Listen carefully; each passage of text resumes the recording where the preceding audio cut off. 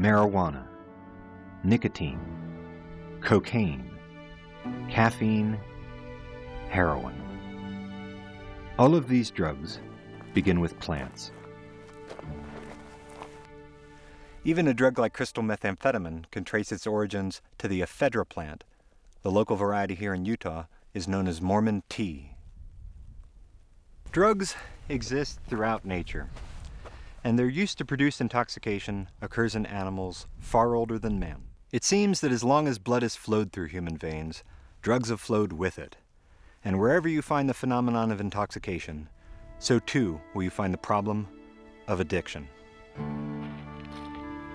Of all the questions we can ask about addiction, there is one question that stands out.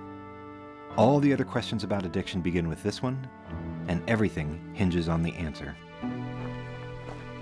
The most important question about addiction is simply this: is it really a disease?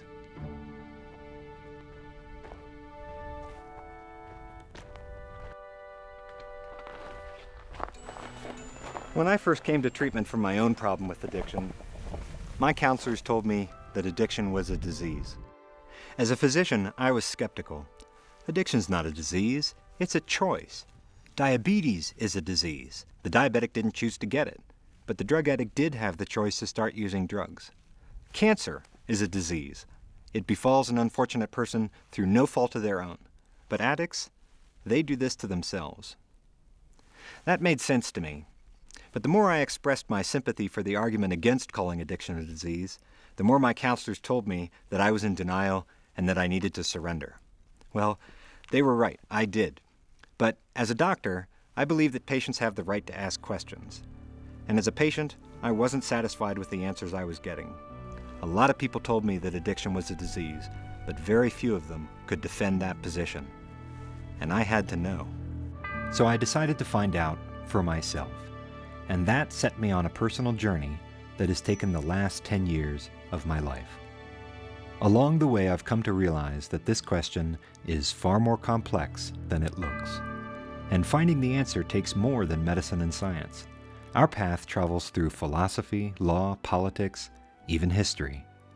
I began my search just trying to make sense of my own addictive behavior. I quickly discovered that I had stumbled across one of the greatest intellectual puzzles of our time. There are many arguments against calling addiction a disease, but the best argument I've ever heard is one I call the choice argument. The choice argument says that addiction can't be a disease because drug taking is a behavior and all behaviors are choices.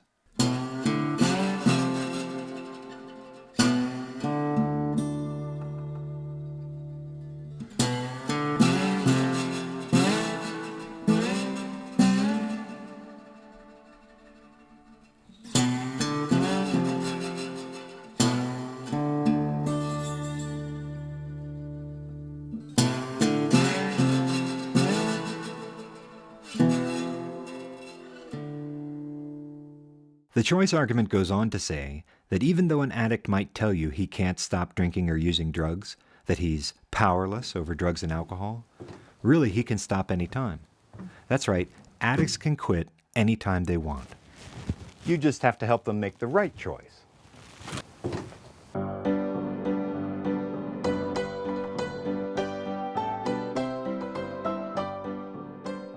To show how easy it is to get an addict to stop drinking or using drugs, the choice argument suggests this simple experiment. I take a bottle of alcohol, pour out a glass, and put it in front of the alcoholic. And I offer it up to him. Go ahead, Mr. Alcoholic, take a drink. No, really, it's on the house. But when the alcoholic reaches for the glass, I add a small twist. Oh, but Mr. Alcoholic, if you do choose to take that drink, then I'm going to blow your brains out.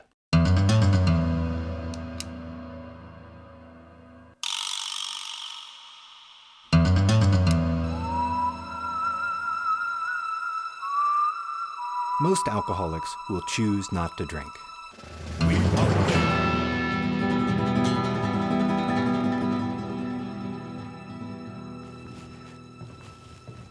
And that's the choice argument's point. With a strong enough threat, I can get the addict to stop their behavior in a way I just can't for real patients with real diseases. Diabetes, for instance. You can't put a gun to the head of the diabetic and say, okay, better bring that blood sugar down to 100 or I'll blow your brains out. It's not going to work. The choice argument draws a distinction between behaviors and symptoms. In the case of symptoms, those are part of a disease process. Free will plays no part. We don't hold patients responsible for their symptoms because they can't choose not to have them, and that's why punishing and coercing real patients is inappropriate. But drug taking is a behavior. All behaviors are choices. Free will does exist. The addict is responsible for their behaviors because they can quit if they choose to. You just have to motivate them to make the right choice. That's the choice argument. That's the best argument I've ever heard against calling addiction a disease. And I think it's a darn good argument. But it has problems. And in the end, I think the choice argument is wrong because it fails to take into account some exciting new research about the brain. Research that shows that our capacity for choice is far more complicated and fragile than we ever imagined. Is addiction a disease or a choice? The short answer is addiction is a disease of choice. It's a disorder of the very parts of the brain we need to make proper decisions.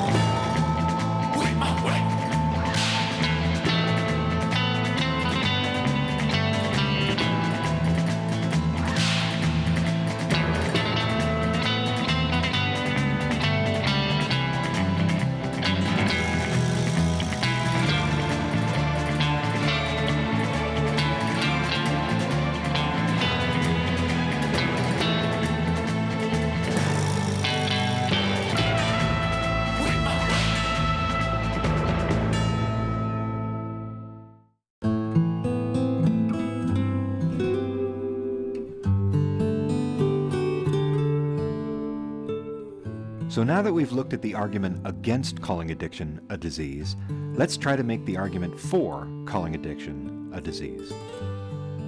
I think the first step in making that argument is just to admit up front that the behavior of addicts can be very unpleasant. I'm not arguing that. Addicts can be frustrating, they can be revolting, they can even be criminal. But just because we're dealing with bad behavior, that does not mean we can automatically assume that what's causing that behavior is some intrinsic badness. And yet, when we talk about addicts being liars, cheats, and thieves, or having an addict personality, that's exactly what we mean. The problem is, we've made this mistake before. Doctors of the past have looked at groups of people and attributed their behavior to a moral failing, or a personality disorder, or race, or gender, or ethnicity, and then later realized they were wrong. These behaviors were in fact symptoms of a disease. There is a long and painful history in medicine of making this sort of mistake. So if we say that addicts are liars, cheats, and thieves, or that they have an addict personality, or that they grew up in a bad social environment or had bad friends, perhaps we should take the time to ask ourselves, how do we know we're not making the same mistake again with addicts? I'm not denying that addicts act badly.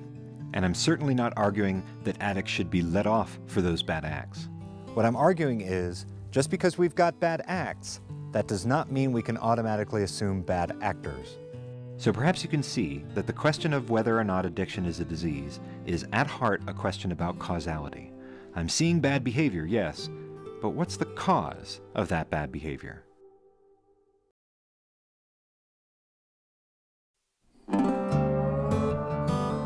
How do doctors get to the cause of disease? What is the causal model they use to describe illness? What is disease? What does it take to get into that disease club, like diabetes and cancer? Well, this is a tough question because it's hard to get a consensus definition of disease even within medicine. If we're ever going to have any hope of showing that addiction is or is not a disease, we need a definition of disease that is so tough and so rigorous that everyone can agree on it. Then, if we could fit addiction to that definition, the argument should be won, or if we can't, lost.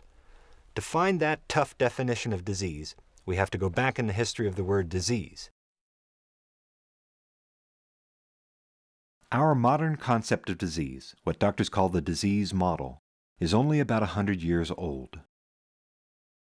It emerged from germ theory, from the work of early microbiologists such as Louis Pasteur and Robert Koch.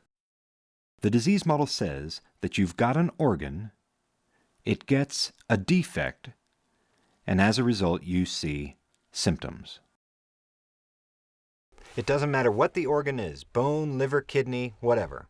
The defect is a physical cellular defect. Cells die, cancer develops, an infection perhaps, and if a person has that defect in that organ, they will show certain signs and symptoms. That might not look like much, but that is actually everything that doctors do. And what is this model? It's a causal model. I'll show you how it works. Let's say you go skiing. You ski too fast and hit a tree. You might get a defect, a fracture, in an organ, your femur. If so, you will show the symptoms of a broken leg. The disease model tells the doctor where to go. After the symptoms, no, doctors do not chase symptoms. They fix the defect, and with time and healing, the symptoms go away. That's an illness that doctors can cure. Let's look at one that they can only treat. This is diabetes. This time the organ is the pancreas. The defect is the death of cells that produce insulin, and every one of the symptoms of diabetes can be traced back to that defect in that organ. Before doctors had the disease model, they tried to chase down and fix each individual symptom, and it didn't work. Most diabetics died in childhood. But once doctors started using the disease model, it told them exactly what to do. You simply replace the insulin, and if you do it correctly, the symptoms of diabetes disappear. The disease model rescued medicine from all those bad explanations of disease: morals, personality, race, gender. And it was so powerful a model at revealing the true cause of illness that it changed the world. The disease model doubled the human lifespan in only 100 years. And 100 years ago, doctors knew that. They knew that this new, modern, scientific definition of disease would make the new, modern, scientific profession of medicine powerful too. But they also realized that they had to figure out, right away, what was a disease and what wasn't. Who would be a patient, and who would medicine wash its hands of? It was easy to see how broken legs and diabetes fit the disease model. So doctors ruled that these were diseases, and the people who had them were patients. But how did addiction fit the disease model? What was the organ? Was it the brain? Was it the liver? What was the nature of the defect? 100 years ago, no one knew these things. And the symptoms of addiction, well, they just looked like badness. When doctors could not readily fit addiction to the disease model, they declared that it was no longer a disease, and that addicts were no longer patients. That didn't mean that addiction just disappeared. It meant that another group in our society had to handle addiction. And that group is the criminal justice system. As a result of that decision made by doctors almost 100 years ago, today in the United States we have 2.3 million people in prison. And most of those people are there for one thing: drugs, or alcohol, or the things that people do on drugs and alcohol. When you get into numbers like 2.3 million people, this isn't a criminal justice problem anymore. This is a public health catastrophe. If we knew the organ involved in addiction, if we understood the defect, and if that defect in that organ explained addictive behaviors, unpleasant as they are, then addiction would fit the disease model, and all of this would end. For nearly 100 years, medicine has been unable to do that, and the problem of addiction has fallen largely to the law. Until today. In the last 20 years, there has been an explosion of understanding about the brain and addiction. Today, neuroscientists do know the parts of the brain involved in addiction. They know the nature of the defect, and that defect in that organ shows that the behaviors of addicts are in fact symptoms of a disease.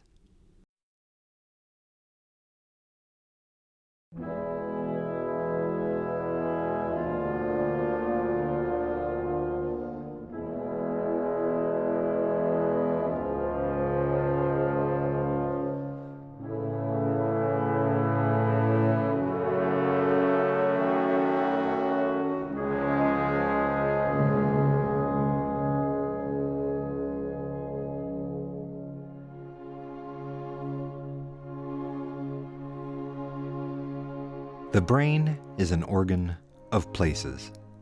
Different areas handle different functions. There is a motor area of the brain so we can move, a vision area so we can see. Even our most cherished memories begin in specific places in the brain. Now that we know the history behind our journey, we can begin our exploration of this vast and largely undiscovered territory, the landscape of the mind.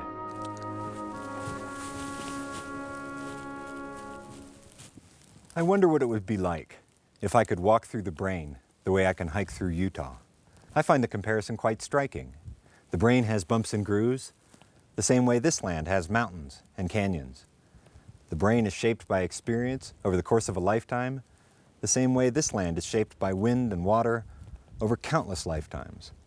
One is made of genes, the other geology. When I compare the anatomy of the brain to the geography of Utah, it helps me understand that the brain is a place. We can go to these places, we can see how they connect, we can even photograph them. There are two areas in the brain that are important in addiction. One is deep inside, the midbrain. The other is on the outside. It's called the frontal cortex. If we landed on the surface of the brain, we would find ourselves walking on the bumps and grooves of the cortex. The bumps are called gyri, and the grooves are called sulci. 500,000 years ago, the primate brain exploded in size to become the human brain that we have today. As the brain grew, it folded on itself, so it had more surface area, and that's why the brain is wrinkled. All of our conscious lives, all of that thinking, feeling, and speaking, everything we see and hear and taste and touch occurs here in the cortex. Our memories are here, carved somehow into the brain, like these petroglyphs left by the Native Americans, or these names carved into the rock by the Mormon pioneers. But the parts of the cortex that we're interested in, the bumps and grooves that matter most to us, are up there in the frontal cortex.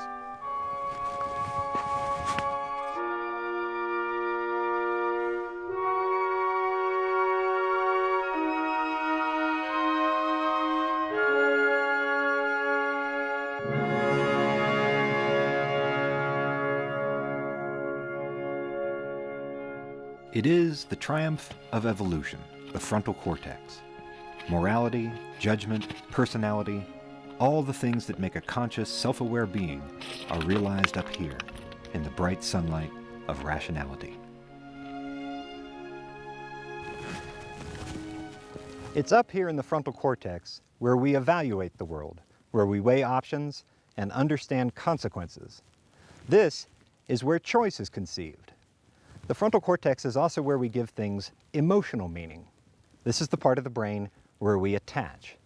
So this is where a mother loves her child. This is where we love mom back. The frontal cortex is where we select our romantic partners and our friends. This is where we give things moral meaning. And this is the part of the brain where we give things spiritual meaning. It's easy to see how doctors once believed that the defect of addiction was here in the frontal cortex. If this is the thinking, loving, moral, spiritual, social choice part of the brain, then drugs must somehow break the frontal cortex to create all that nasty addictive behavior. It's a powerful idea that drugs work in the frontal cortex and that addiction is due to a moral failing or a personality disorder or a bad upbringing. There's only one problem with that idea. It's wrong. Addiction does not begin in the frontal cortex, and drugs do not begin their work up here. Where do drugs work? Deeper down, in a far older part of the brain called the midbrain.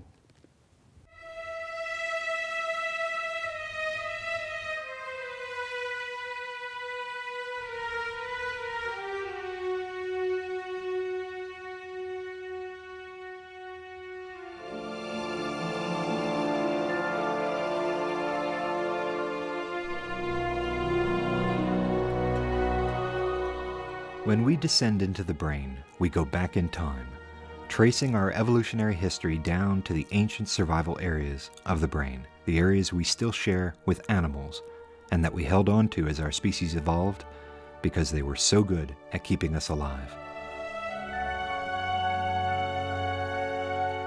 The midbrain does not think. It does not make choices or understand consequences. It handles the next 15 seconds. It gets us from moment to moment alive.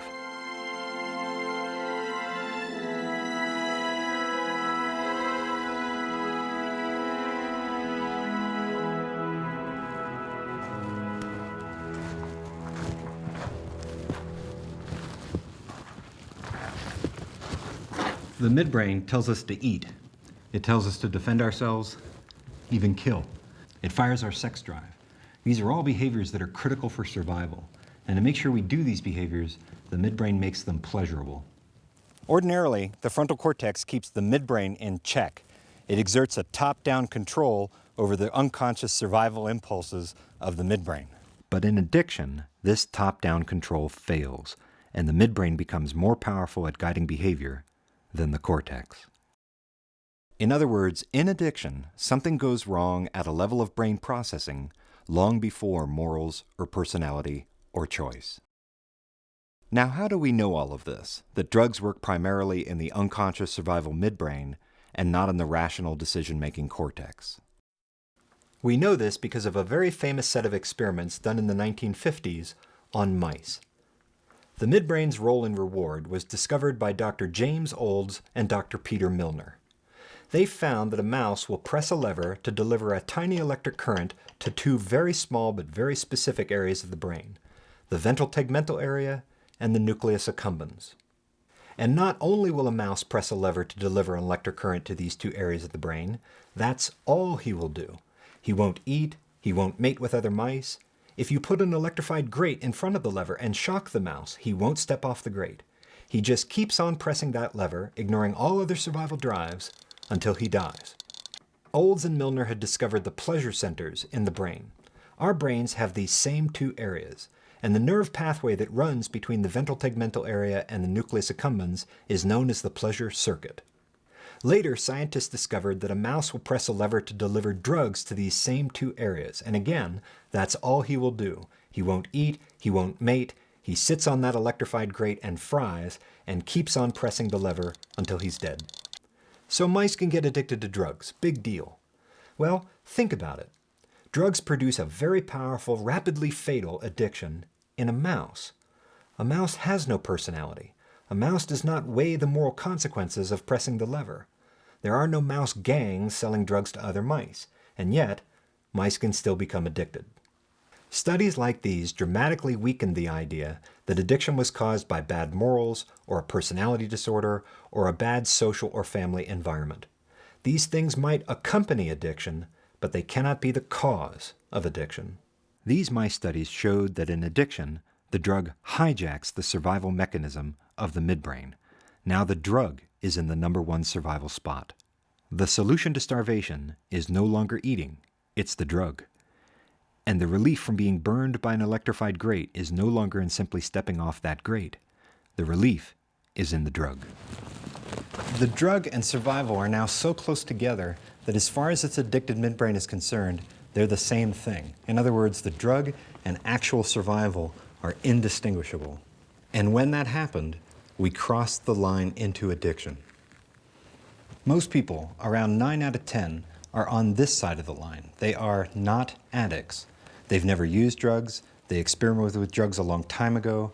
They occasionally use drugs. Maybe they even abuse drugs. But for those 9 out of 10, the drug is just the drug. But when we cross the line into addiction, the drug is not the drug anymore. The drug is life itself. If the alcohol abuser gets a DUI, what does he do? He quits. The abuser can bring the negative consequences of his drinking to bear on his decision-making, because for him, alcohol is just alcohol. But the choice is not the same for the alcoholic. He wants to quit, he's tried to quit, he's endured catastrophic consequences in his life because of his drinking, but try as he might, he cannot quit, because alcohol isn't alcohol anymore. It's the main way of getting through the next 15 seconds alive.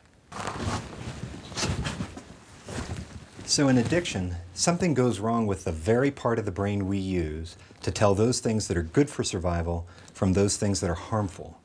A neuroscientist would call this the brain's hedonic capacity, We can simply call it the brain's pleasure sense. And yes, we do have a pleasure sense in the brain. For instance, we can tell the difference between things like broccoli and things like chocolate cake. And why do we have a pleasure sense? Because we have to be able to tell the difference between things like broccoli and chocolate cake. If we're starving to death and someone brings us a truckload of broccoli, well, we have to know that's not going to do it. Broccoli will not save your life from starvation. But chocolate cake will save your life from starvation. And so to identify and prioritize those things in the environment that are good for survival, the midbrain makes them pleasurable. In addiction, this is the sense that breaks. Now think about that. If you can't perceive light correctly, that's called blindness. No one is going to question your morality if you're blind. If you can't perceive sound correctly, that's called deafness. No one's going to try and throw you in jail or take away your child if you're deaf. But that word pleasure is very morally loaded. It comes with a lot of moral baggage. And so perhaps you can see how a person with the defect in their pleasure sense is far more likely to be interpreted as being immoral than they ever are as something akin to deaf or blind. What addiction is a defect in the brain's ability to perceive, process, and then act upon pleasurable experiences. And it's because this brain disorder is about pleasure that these patients are seen in moral terms and they go to prison by the hundreds of thousands.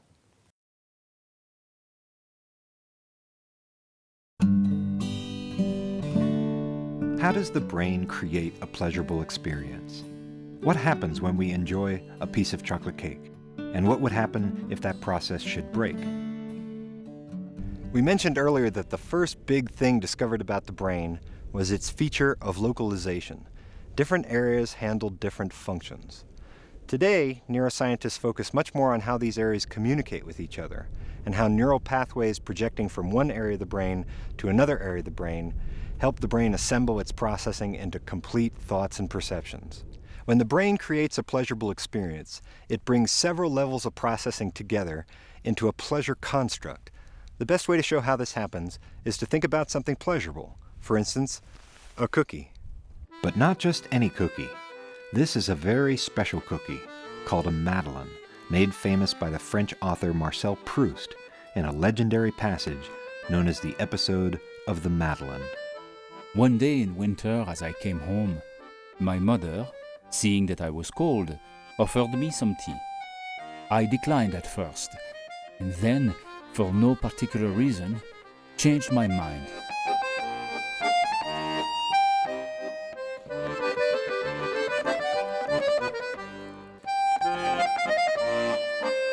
She had sent out for one of those short, plump little cakes called Petite Madeleine, which look as though they had been molded in the fluted scallop of a shell. I raised to my lips a morsel of the cake which I had soaked in a spoonful of the tea. No sooner had the warm liquid and the crumbs touched my palate than a shudder ran through my whole body. An exquisite pleasure had invaded my senses. And suddenly, a memory returns. The taste was that of the little crumb of Madeleine which my Aunt Léonie used to give me on Sunday mornings at Combray, dipping it first in her own cup of lime flower tea. Proust stumbled across the phenomenon of involuntary memory.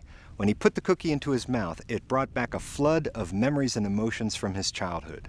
He didn't ask for these memories to come back. They lay dormant for years until they were triggered by the taste of the cookie. This is the way the brain creates a pleasurable experience. It brings rewards, smells, taste, places, memories, and even emotions together into a single sensation. We don't experience these different levels of processing individually. The brain weaves them together into a unified perception. In addiction, something goes wrong at every level of brain processing as the brain tries to generate a pleasurable experience and fails. Addiction is pleasure unwoven.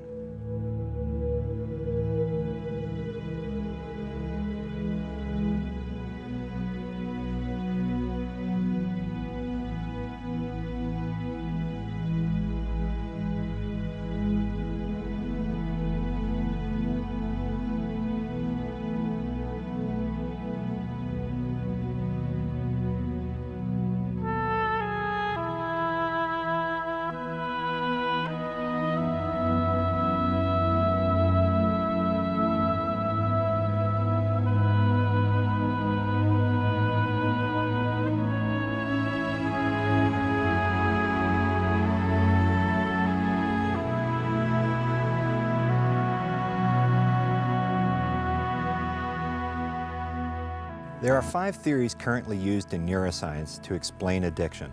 These theories don't conflict. They fit together quite nicely because each one describes what's going wrong at each level of brain processing as the brain creates a pleasurable experience. The first theory describes the genetics of addiction, with the blueprint that creates the brain in the first place. The second theory describes what happens in the midbrain, where the earliest unconscious part of a pleasurable experience starts. With that reward processing are the memories that are part of a pleasurable experience. Eating a Madeleine cookie relieves the stress of hunger, so next the stress system becomes involved. And as we go from level to level of brain processing, we climb higher and higher until finally we find ourselves in the frontal cortex, the part of the brain where we attach emotionally and make choices. Genes, reward, memory, stress, and choice. This is the pleasure of eating a cookie deconstructed into its separate parts. What this layered feature of brain processing implies is that any one level of brain processing contains the levels of processing before it. They fit inside each other, a bit like Russian nesting dolls. If there's a problem in the first level of processing, genetics, that problem will be passed up to the next level of processing, reward. If there's a problem in the reward processing, that will then become part of memory processing.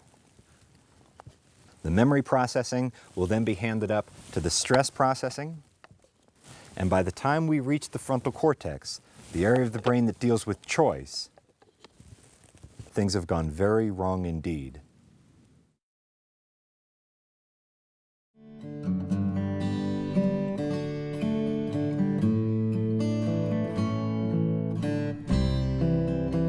We all have a femur. Therefore, we are all at some risk of breaking a leg. Same with the brain. Because we all have a hedonic system, we are all at some risk of becoming addicted. Some people, though, are more likely than others. The blueprint for their brains, their genes, leaves them more vulnerable to addiction. Genes can create differences in how people respond to drugs. Dr. Mark Schuckett at the University of California at San Diego has found a genetic difference in the way people respond to alcohol. Some people are genetic low responders. It takes more alcohol to get them drunk, so they drink more. Their genes make them more vulnerable. Other people are genetic high responders. Their genes make them less vulnerable. Somewhere between 40 to 60% of the vulnerability to addiction is purely genetic. But genes are not enough. They can get a person to addiction faster, but something in the environment has to turn those genes on.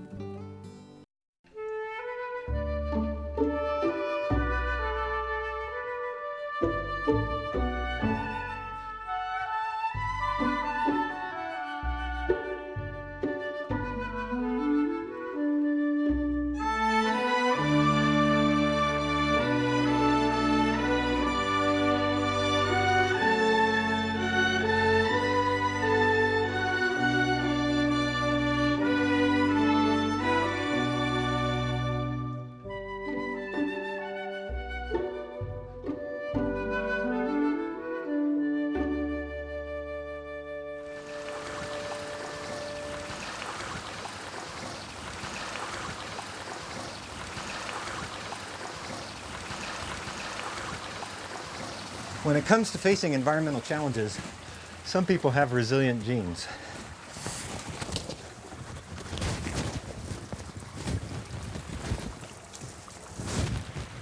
Much the way this rock, because of its chemical composition, is hard rock. The water flowing over it barely dents its shape.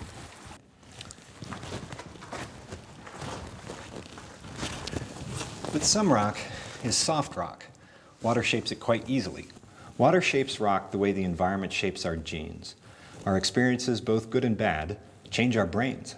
Some brains are resilient brains, kind of like hard rock. They can take a lot out of life and not get too bent out of shape. But some brains are more vulnerable. If they were exposed to drugs and alcohol and a rough environment, it might not take much to get them addicted. It might seem like hard rock is always better rock. But if all rock were hard rock, think of what we would miss. We might never know the beauty of rock shaped by water. Likewise, it might seem that it's always better to have a genetically resilient brain. But if a person had the genes for addiction, became addicted, and then recovered, Well, that person adapted to the problems of life. Nature favors adaptations, sometimes over resilience. A parent with a strong family history of addiction might pass those addiction genes onto their child, but they pass on something else too. They pass on their sobriety. All the work that parent does to secure their sobriety, that benefit goes to their child. And so when their child goes out into the world, they don't go alone. They go with the parent's recovery. Genes are powerful in addiction, yes, but recovery is more powerful.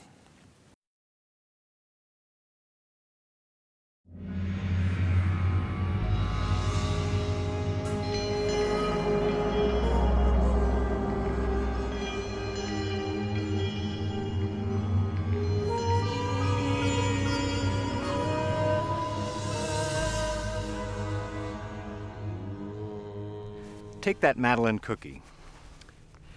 We take a bite, it tastes good, and we say yum. At the very core of that yum, the earliest brain processing in a rewarding experience is the release of the chemical dopamine by the nerve cells, the neurons, in the midbrain. Neuroscientists used to think that dopamine was the sole chemical of pleasure. Now they understand that dopamine handles just one particular but very specific part of a larger pleasurable experience. Dopamine tells the brain when a reward is salient, noticeable, important, and when a reward is better than expected.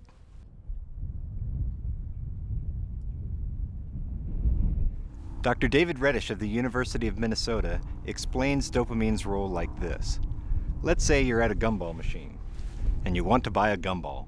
So you put in your quarter, and due to a freak of gumball machine physics, you get 2 gumballs.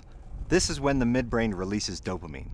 Dopamine tells the brain when a reward is especially good, better than expected, and to pay attention to that reward because it might be better than other things in the past for survival. So let's say you put another quarter into the gumball machine, and this time you get 1 gumball.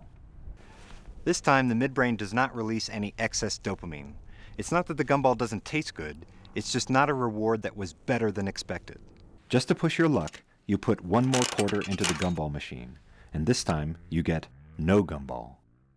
This time the neurons in the midbrain release less dopamine because this reward was worse than expected.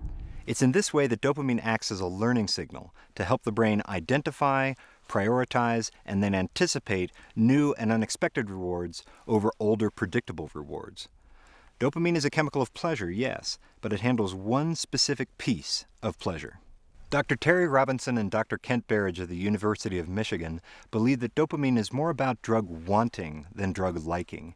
It's the first in what will be a series of neurochemicals, a kind of hedonic cascade that will create that larger pleasurable experience.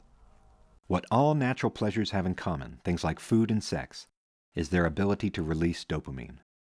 But drugs cause huge surges of dopamine, far greater than the brain was ever meant to handle. Drugs fool the brain into thinking they are much, much better than expected. Every time the addict uses the drug and they get that surge of dopamine, their brain gets a message that the drug is better and better than expected, even though it's not, and has greater and greater survival value, even though the drug doesn't deserve that survival value, and it goes higher and higher on the survival priority list. And the drug climbs the survival list until finally it is in the number 1 spot. Now for the addict, the drug is survival. And it's this irrational assignment of value that lies at the very heart of one of the most frustrating but fascinating features of addiction: persistent drug use despite negative consequences. If we were to lay out all the drugs that release dopamine, we might arrange them the way chemists arrange atoms into the periodic table of the elements by their class, structure, and properties, except we will call our arrangement the periodic table of the intoxicants. We would have the usual drugs like alcohol and marijuana, cocaine and nicotine, but we would also find classes such as the stimulants, which contain crystal methamphetamine, or the entactogens, which are drugs that induce feelings of interpersonal closeness, such as ecstasy. We would also find the entheogens, drugs that create experiences of mystical significance. These used to be called the hallucinogens. They differ from the dissociants, drugs such as PCP and ketamine. Here's a big class, the sedative hypnotics. These are drugs that decrease anxiety and promote sleep. This would include drugs such as the barbiturates and the benzodiazepines like Valium and Xanax. Here are two sedative hypnotics that have a more recent history of abuse, GHB and Zolpidem, sold under the trade name Ambien. Down here are the opioids. These are the classic narcotic pain relievers: morphine, heroin, methadone. Here's hydrocodone, that's the main ingredient in Vicodin, an ancient one, opium, and an important newcomer used in the treatment of opioid addiction called buprenorphine. At the bottom of our periodic table of the intoxicants, we find the inhalants and the anabolic androgenic steroids. This is the dopamine hypothesis. What all addictive drugs have in common, whether they are uppers or downers, strong or weak, legal or illegal, is their ability to release dopamine in the pleasure areas of the brain. One immediate implication of the dopamine hypothesis is that if a person has a problem with one drug, they have a liability to develop a problem with any or all of the others. For instance, cocaine addicts often come to treatment quite willingly, but they make the mistake of refusing to stop drinking alcohol. Dopamine surges continue to insult the brain, and they find that they keep relapsing back to cocaine. Or the alcoholic who tries to stop drinking by switching to marijuana. When things get stressful and their craving kicks in, it's likely that they will be led back to alcohol.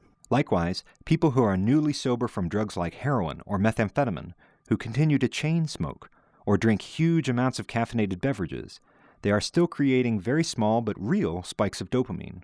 Their craving may get worse. But what makes the dopamine hypothesis especially powerful is that it shows us that not only chemicals release dopamine, behaviors can do so as well. And there are people who can manipulate these behaviors, things like food, gambling, sex, and codependency, to get the same kinds of dopamine surges as the people on the chemical side. This is called cross-addiction.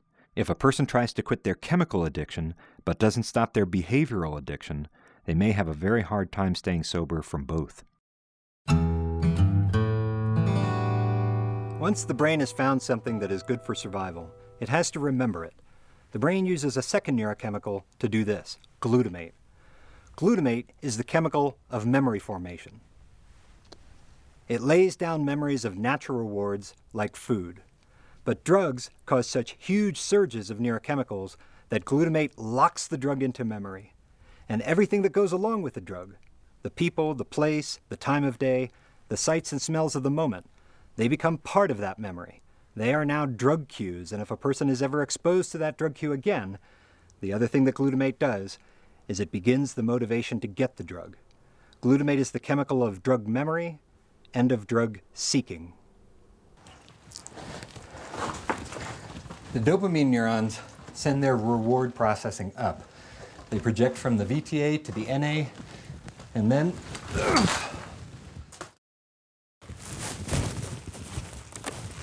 to the frontal cortex.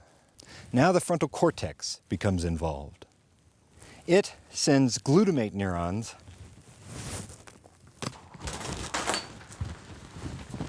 back down to the midbrain. As the brain generates an experience of pleasure, the neurons going up release dopamine.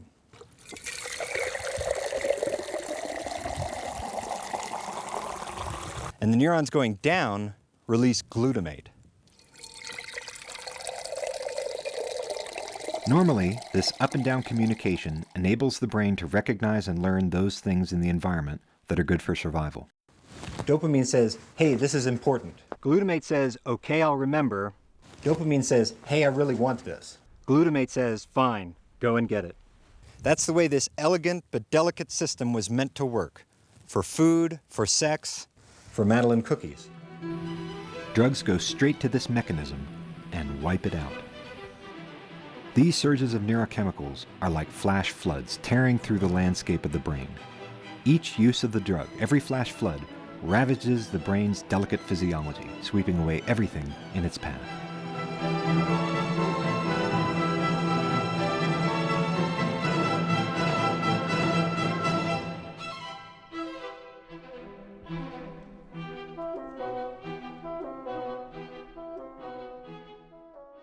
With time, Deep channels are carved into the brain. Drug pathways become stronger and stronger. Normal pathways become weaker and weaker. Dr. Stephen Hyman of Harvard University calls addiction a pathological overlearning of the drug and all that goes with it. This isn't a normal memory. This is a drug hypermemory, and these memories may be permanent. They leave the addict vulnerable to relapse even after years of abstinence. The smell and taste of things remain poised a long time, like souls, ready to remind us, waiting and hoping for their moment. They bear unfaltering, in a tiny and almost impalpable drop of their essence, the vast structure of recollection.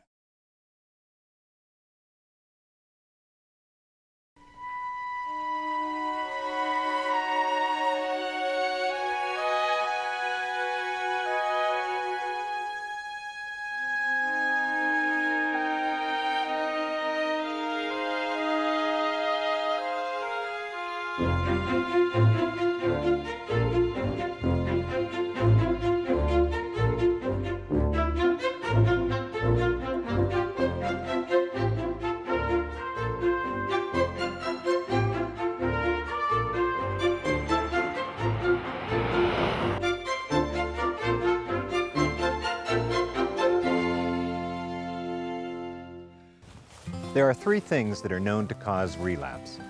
Drugs, because they cause surges of dopamine. Drug cues, because they affect glutamate.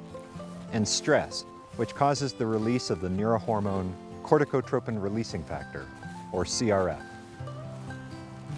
The theory that explains the role of stress in addiction was developed by Dr. George Koob of the Scripps Research Institute in La Jolla, California, and Dr. Michel Le Mole of the University of Bordeaux in France. Koob and Le Mole refer to the brain's stress system as its anti-reward system because CRF acts to counter dopamine surges. If dopamine gets too high, for instance during a binge drinking episode, the brain pushes back with CRF to restore balance. Ordinarily, the brain maintains this balance or homeostasis around a hedonic set point, much the way it maintains body temperature around the set point of 98.6 degrees Fahrenheit. During an infection, the brain resets its body temperature set point and we get a fever. The brain's hedonic system works much the same way. With the repeated dopamine surges of drug use, the stress system is chronically overstimulated and the brain can't maintain homeostasis. So what does the brain do? It gives up on homeostasis and reverts to what Koob and Le Mole call allostasis. Allostasis is the process of regaining stability through change. And what changes? The brain's hedonic set point. In a desperate attempt to restore balance in the face of chronic drug use, the brain resets its pleasure threshold. Balance is restored, yes, but at a cost. Normal dopamine releases from normal pleasures no longer register, and the brain's pleasure system goes flat. Psychiatrists have a word for this state of the brain. They call it anhedonia. Under severe, prolonged stress, the brain becomes unable to derive normal pleasure from normally pleasurable things. Since normal pleasures no longer register, this person is essentially pleasure deaf. If you take them to Disneyland, everyone else has a good time, but they say, I don't get it. So what does register? Things that release so much dopamine that they reach the new pleasure set point. And what things do that? Drugs.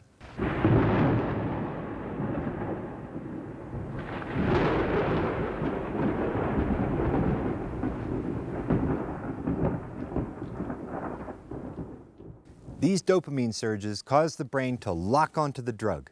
From now on, anytime the brain is stressed, it goes straight to the thing that it knows is best at relieving that stress, and that's the drug. And this connection of the drug to survival is below the level of consciousness. Relapse is a process that is underway long before the addict is ever aware of it. I think this goes a long way to explaining why addicts have a tendency to relapse at precisely the most inopportune moment. The day before their court hearing, the day before the big job interview or the family reunion. It looks like the addict doesn't care about these things, but that's not what's happening. It's when they get stressed, they relapse. They don't know why, it just happens.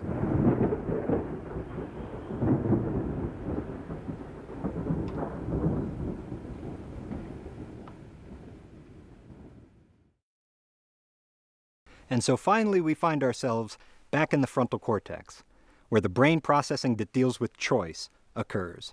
All that problematic processing before, in genes, reward, memory, and stress, arrives here, where the problem is only compounded. Far from being aloof from what happens below, the frontal cortex is entirely dependent upon it. Rationality, judgment, and choice are only possible if the hedonic and emotional processing the cortex receives is accurate. Free will, it turns out, is completely contingent upon the proper function of feeling.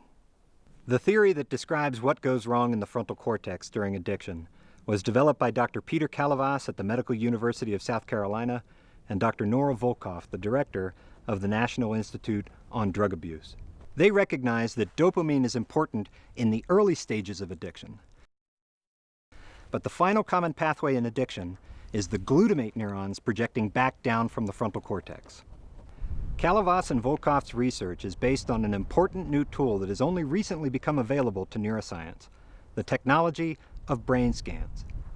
Brain scans are essentially photographs of the brain in action. Now, what these brain scans say exactly is still controversial, but Kalavas and Volkow have found abnormal activity in the brain scans of addicts in two important areas of the cortex, the orbitofrontal cortex and the anterior cingulate cortex. These areas are critical for emotional attachment and decision-making. Kalavas and Volkow believe that the abnormal activity here is the basis of the overwhelming importance the brain gives to drugs and the uncontrollable urge it feels to seek them. In addiction, the normal top-down control of the cortex over the midbrain simply fails. The addict's prior commitment to quit, their memory of what happened the last time they drank or used drugs, the love they feel for their family, the knowledge of the punishment they know awaits them if they relapse, when the cortex fails, these things are invisible to the addict.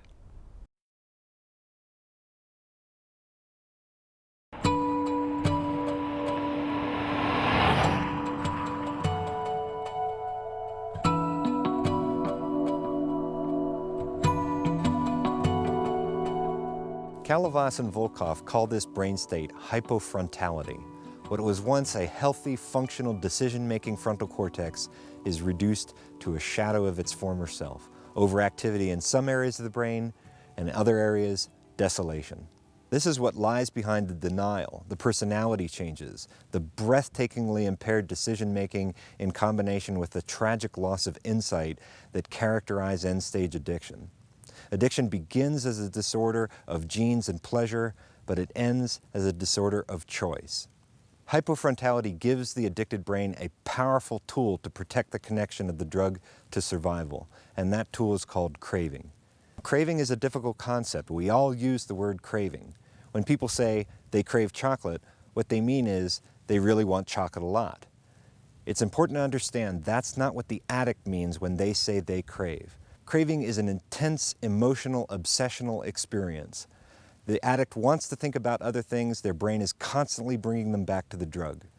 They are up in the middle of the night. They can't sleep. Their pulse is at 120. They're thinking over and over again, just one more time.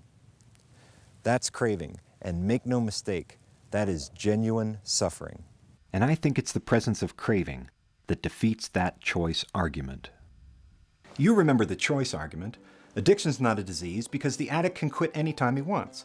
Go ahead, put alcohol in front of the alcoholic, and when he reaches for it, you point a gun at his head, and he will choose not to drink. And that's true. With a gun to his head, the addict can, in that moment, choose not to drink. But even though the addict isn't drinking or using, he's still craving. He doesn't have the choice not to crave. Once that connection of the drug to survival has been carved into the brain, you don't actually have to have drug use anymore for the disease process of addiction to be active. The choice argument fails because it measures addiction by the addict's behavior. In doing so, it misses the most important feature of addiction to the addict, the craving. The other thing the choice argument doesn't quite get is that if you put alcohol in front of an alcoholic and a gun to his head, he doesn't think, oh, I better not drink or I'll get shot in the head. No, what he thinks sounds more like this. I wonder if he'll really shoot me. I wonder if he's even got bullets in that gun. Maybe his finger will slip off the trigger. I wonder if I can get that alcohol into my brain before the bullet comes crashing through my skull. That's craving. And that experience is as miserable as it is involuntary.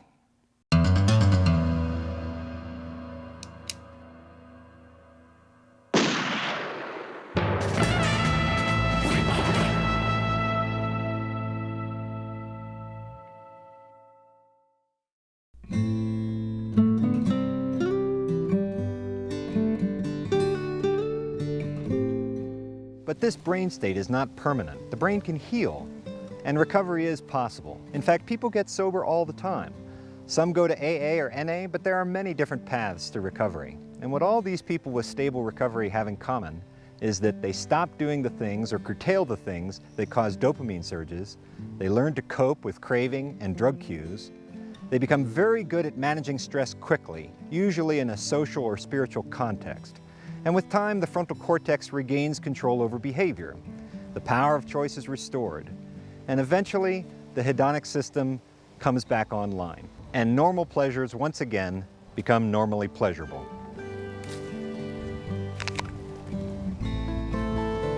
Sometimes quickly, sometimes slowly, the brain's hypofrontality resolves, and the recovering addict's capacity for choice is restored. As long as they manage their addiction on a daily basis, people in recovery can make the choice to stay sober.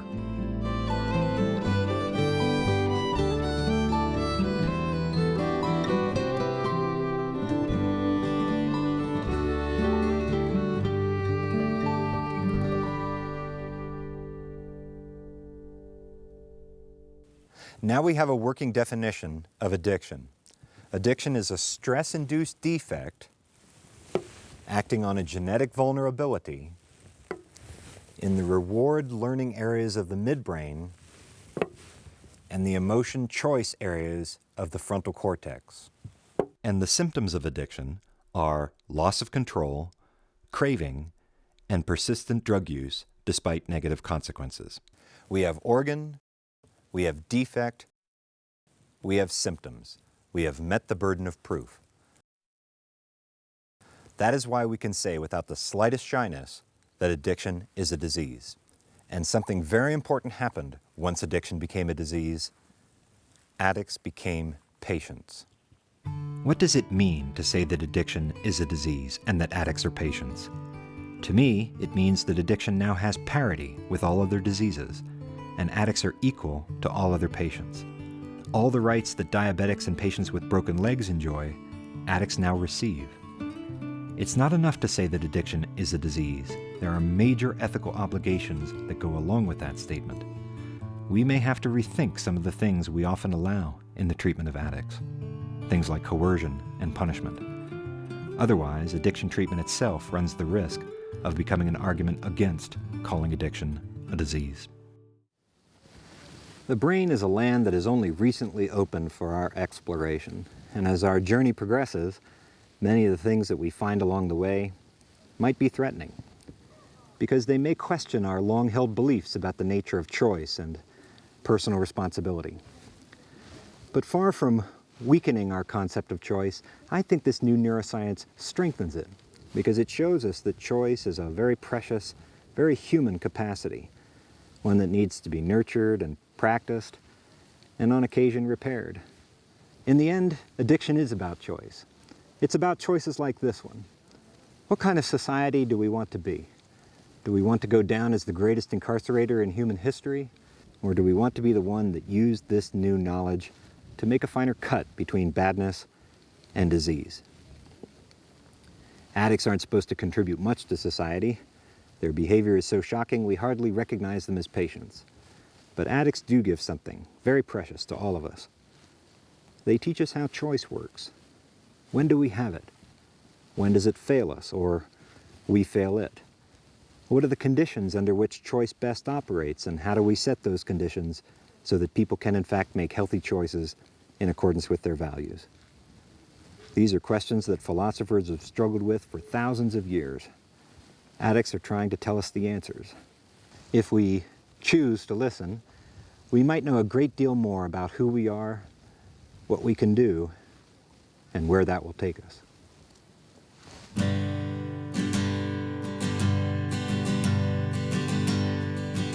I wrestled the blues and lost lots of rounds.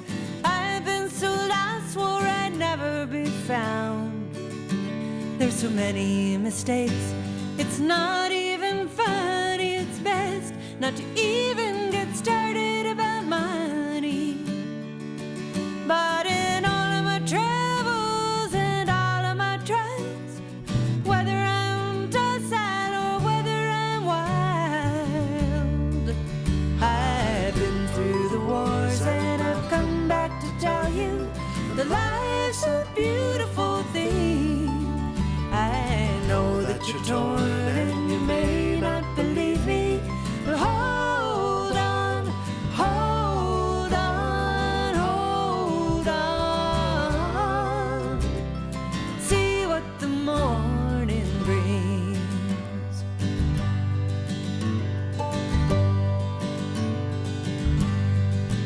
There's been lots of love and broken hearts too, but I keep falling, it's just what I do. Little by slowly, it keeps getting better. The more I learn about what really matters. And in all of my travels and all of my trials, love is what carries me over the miles. I've been through the wars and I've come back to tell you that life's a beautiful thing. I know that you're torn and you may not believe me, but hold on, hold on, hold on. See what the morning brings. I know that you're torn and you may